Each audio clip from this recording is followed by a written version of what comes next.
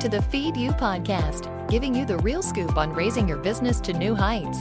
Expert education, inspiration, and motivation to fuel your purpose, your passion, and your profits. Here's your host, Elisa Connor.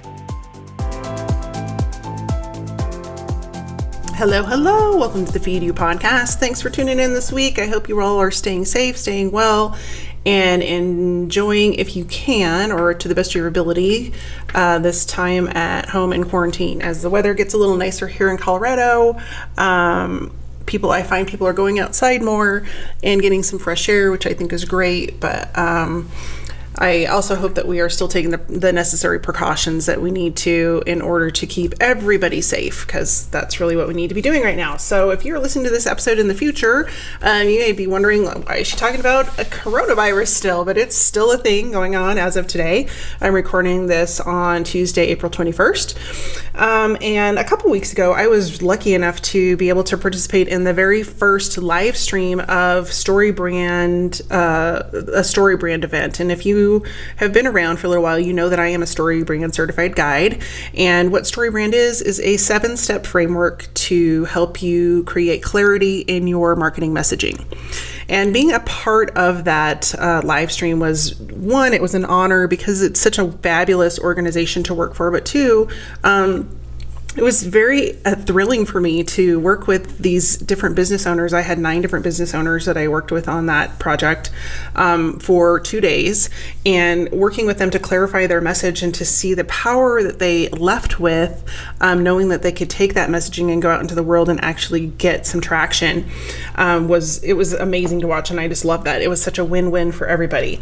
But one of the things that Donald Miller said during that training that really stood out to me was that if you have a sales funnel, it equals the survival of your business. And it rang so true to me because I see so many people that they think they have a sales funnel, or they don't have a sales funnel, but they know they need one, or they don't even know that they need one, struggling right now. And I talk about this way too much with my family. They're probably like, would you shut up about sales funnels, please, Mom? But the reality is the businesses that are struggling, the businesses that haven't pivoted, or that didn't think ahead to how they could still serve their customers, are the ones that are closed. They're the ones that are struggling to pay bills. And yes, there is some component of that that's out of their control. Like you have salon owners and spas and massage therapists that can't work. But if you had a sales funnel in place, you could be nurturing that audience, staying in front of them, getting their attention, and moving them to forward book with you or get on your calendar when you can open up again. And I know that varies from all across the world. That date and that time varies.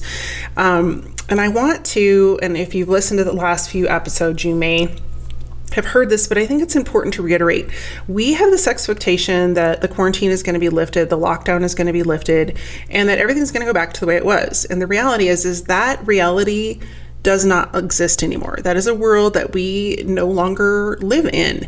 As much as we want to not like it or dislike it, or we want it to come back, we cannot unknow what we already know about coronavirus, about where we have been for the last 2, 4, 6 weeks. And so our reality has shifted. It has been permanently altered, just like in the case of 9/11 and any of those other catastrophic events that are very traumatic. Things never will go back to the way they were. So even if you own a restaurant, you will likely have mandates that you will have to follow in your restaurant that could lower the amount of business that you normally would have in your restaurant even. So for example, if you had 16 tables and you have to keep people at a safe distance of say 6 feet, you're looking at maybe half, if not a third of the number of tables that you used to be able to serve. And so with that in mind, I want to encourage you to create a sales funnel that helps increase that business, helps you stay in touch with that audience and serve them in a different way. And you're going to have to get creative about that so that you can make up that number of customers that can no longer come and sit in the restaurant, and how you're going to handle that.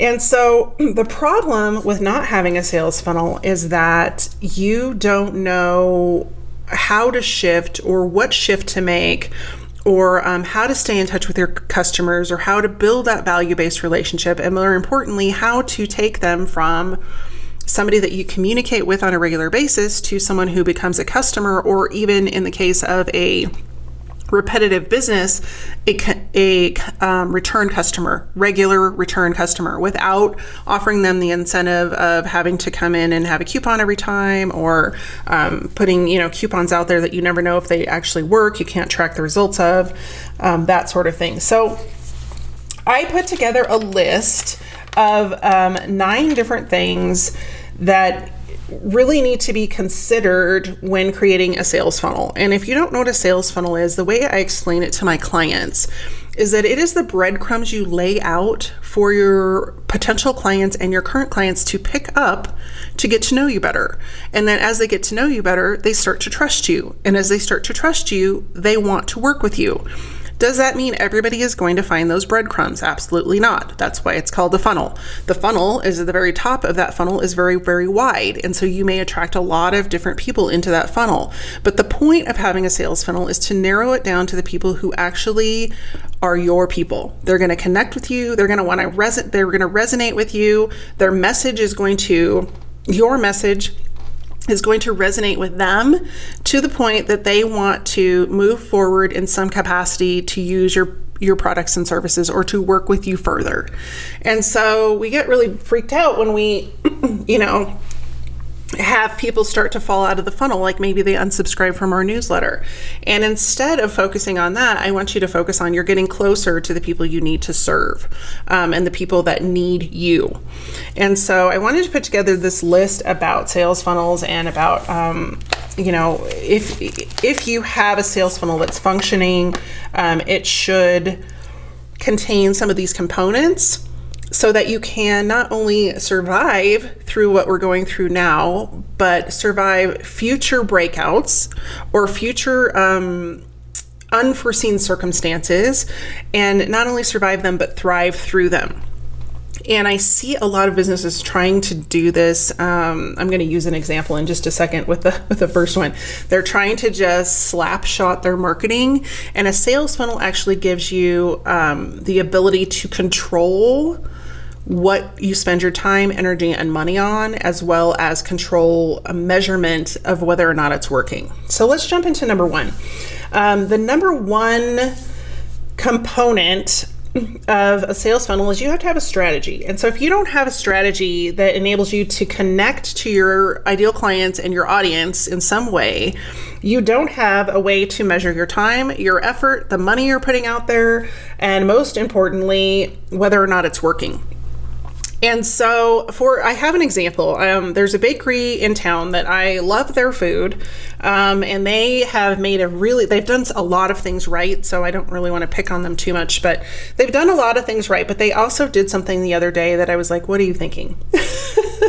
A couple of things. But one thing was, with the order, they included this little minuscule coupon that I actually think I'm going to put a picture of it up on the show notes, which you can find at elisaconner.com/85.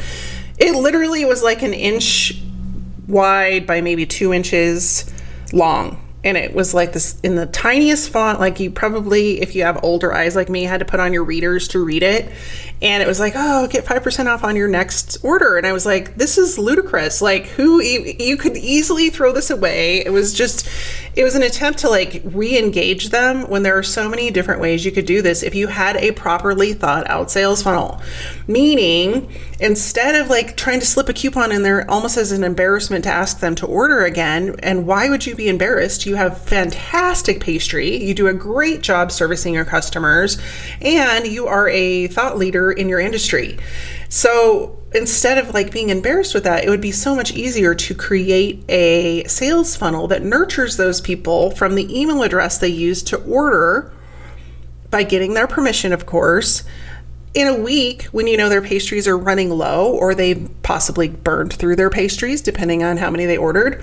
hey, we saw that you ordered last week. We thought you might be running a little bit low. We're featuring this pastry this week. This is how we make it. We did a video over on Facebook because they are totally doing videos on Facebook on how to make things. And to show our appreciation, we want to give you 5% off. That is going to be much more effective, and you're going to know, because you can track on those emails who clicks on that link, and you can tag them, and then you can send them another email later. If they have, if you have a referral link in that email, hey, refer us to a friend, click here, or, share it here, or whatever, you can then track those referrals. Or there's different ways you can track whether or not it's working, so that you know what you need to shift and pivot. And so by creating that strategy, and there's a misnomer about strategy, and that is that if you have a download, you have a strategy.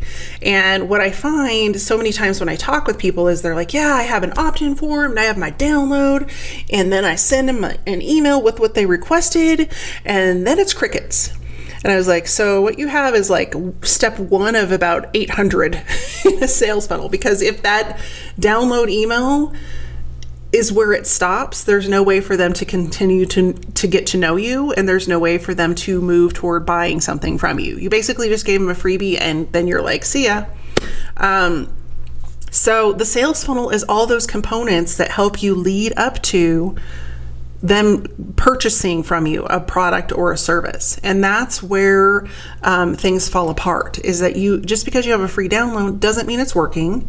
You could have it up on your website and nobody has ever seen it. There's no traffic going to it. Nobody knows about it. And there's this misnomer. I find this with website clients. They're so adorable. But they're like, I have a new website. I have to be really cognizant of when I launch it, because people are going to be looking for it and they're going to go out there and look for it. And I was like, we have to have a come to Jesus meeting. And I'm like, nobody's going to know about this website unless we promote it, unless we get it in front of people and we tell them about it, because there are, I don't know how many hundreds of thousands of websites that are launched every single day. And they're not waiting for you. That's like saying you hit a book in the library and everybody's going to rush to that one shelf to find your book. Only nobody knows that you put that book on the shelf or what shelf it's on. And so if you can kind of wrap your head around that a little bit, your sales funnel is an intricate strategy, is an intricate component of getting the word out there about who you are, how you serve people, and the plan of action you follow to make sure you get results and you're measuring those results. And so that's number one, is you need to have a strategy. Number two is you need to be solving a problem. People who are out searching the internet, even in Google, they're typing in a question. They're, how do you poach eggs? Like, everybody's wanting to cook and bake right now. What temperature do I cook bread at? If you are not answering the problem that they are asking, then they're going to move on and find somebody who will answer that problem. And so when you're creating your sales funnel, the first key component, no matter what you're going to create, what you're going to put out there as content, is to find out what your audience wants, what their problem is, what they're trying to solve, and then serve that and attract their attention in a different way than anyone else is solving that problem. If you can do those three things, you will stand out above anybody in your marketplace, and even possibly from your competitors. Those three differentiators, solving the problem, knowing what your audience is really grasping for, understanding them, and then grabbing their attention in a new and different way with your solution. Those are all like key marketing foundation components that every business needs to have. And so when you can include all of those into whatever you're going to do, whatever your strategy is, people are going to stand up and take notice.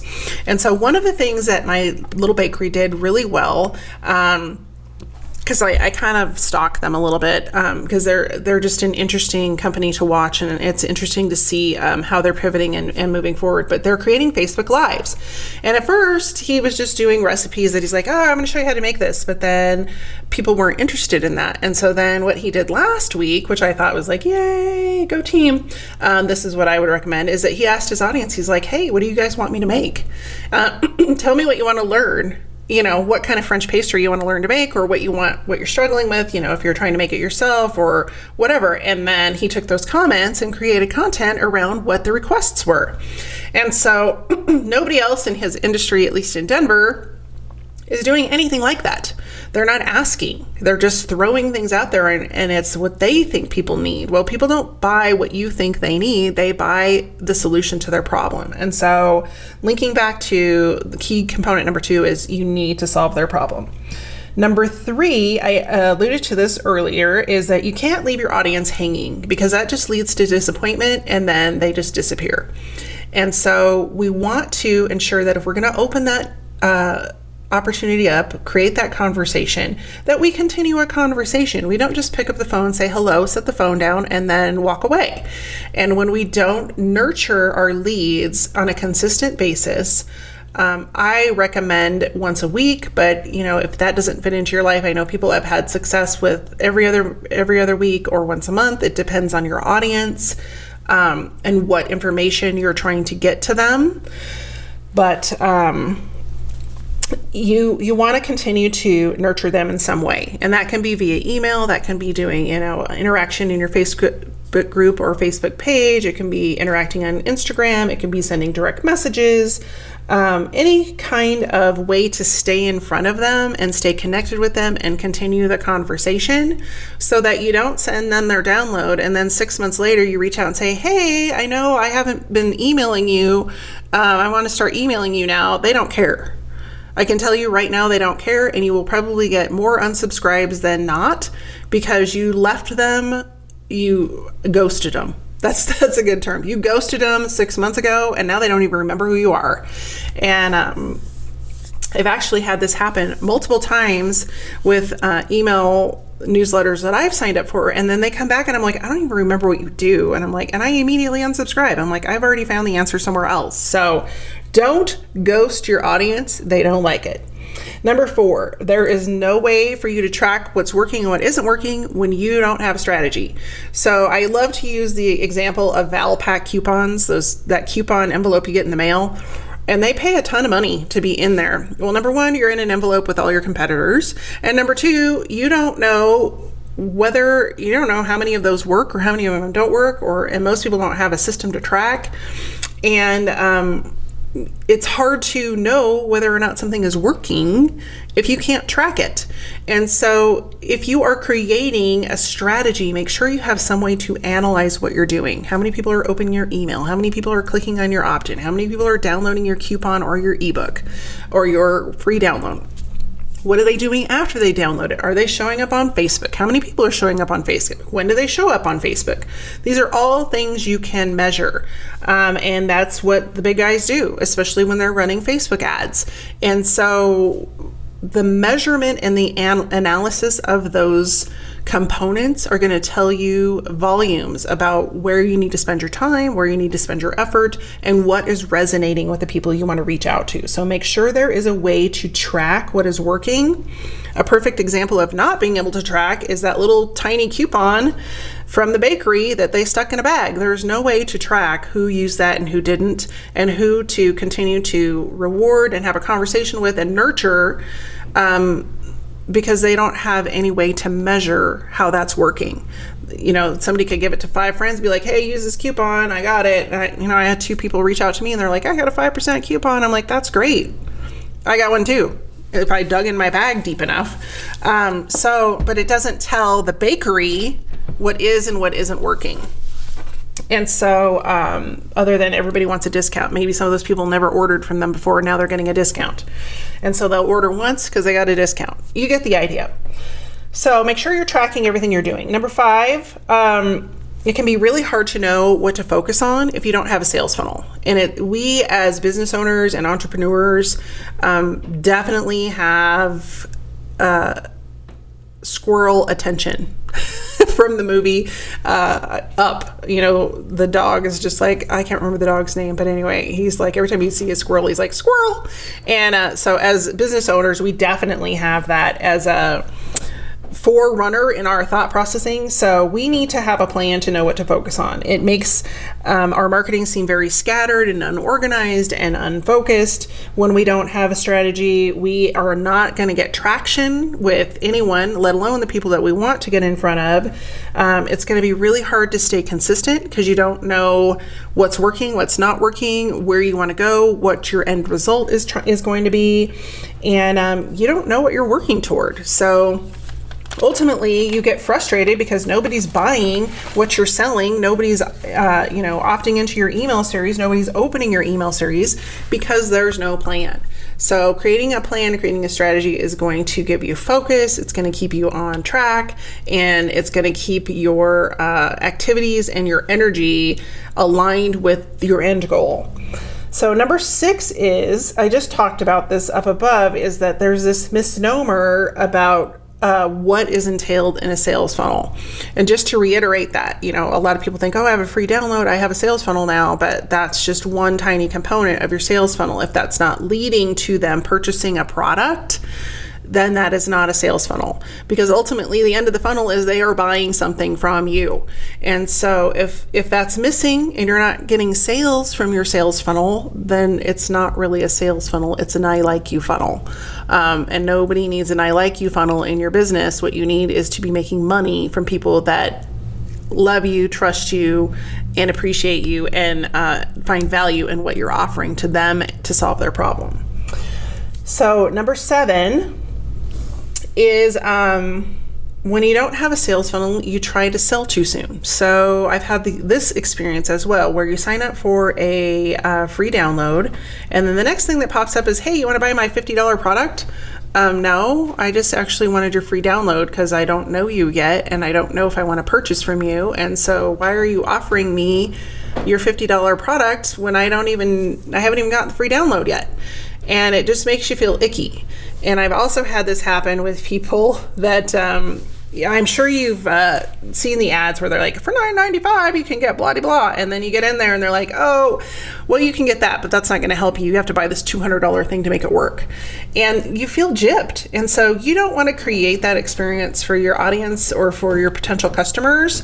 So creating that series of nurturing and the strategy behind taking care of them for a little while and building the relationship is going to actually expedite your sales and increase the number of people that purchase from you, because you're willing to build the relationship first.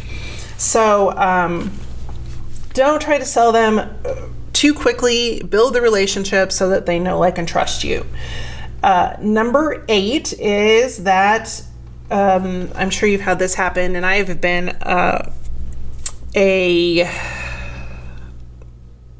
what am I trying to say? I've done the same thing, where you don't sell fast enough.